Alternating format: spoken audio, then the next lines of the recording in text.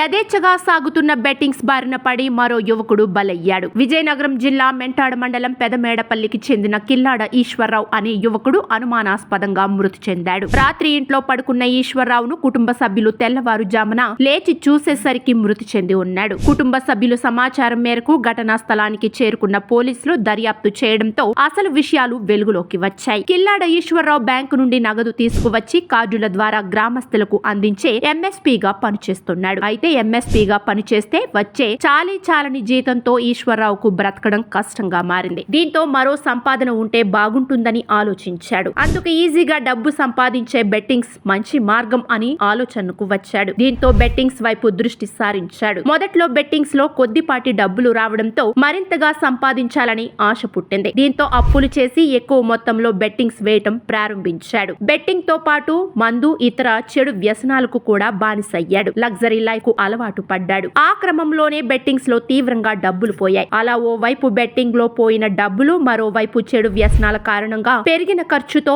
తీవ్రంగా అప్పుల ఊబిలో కూరుకుపోయాడు. దీంతో ఎలాగైనా సరే అప్పులు తీర్చాలని మరికొన్ని కొత్త అప్పులు చేసి మళ్లీ బెట్టింగ్స్ వేయటం ప్రారంభించాడు. చివరకు తీవ్ర నష్టాల పాలై అప్పులు తీర్చలేక అవస్థలు పడ్డాడు. అలా అప్పులు ఇచ్చిన వారి నుండి ఒత్తిడి తీవ్రంగా పెరగడంతో చేసేది లేక ఇంట్లోనే పురుగుల మందు త్రాగి ఆత్మహత్యకు పాల్పడి తనువు చాలించాడు ఈశ్వర్రావు మృతితో కుటుంబ సభ్యులు కన్నీరు మున్నీరుగా విలపించారు. అయితే జిల్లాలో తరచూ బెట్టింగ్స్ బారిన పడి ఈశ్వర్రావు వంటి యువకులు అనేక మంది మృత్యువాత పడుతున్నప్పటికీ పోలీస్ యంత్రాంగం మాత్రం బెట్టింగ్స్ ను అరికట్టడంలో విఫలమవుతూనే ఉన్నారు. ఇప్పటికైనా పోలీసులు ప్రత్యేక దృష్టి సారించి బెట్టింగ్ మాఫియా ఆట కట్టించి అమాయకుల ప్రాణాలను కాపాడాలని కోరుతున్నారు జిల్లా వాసులు.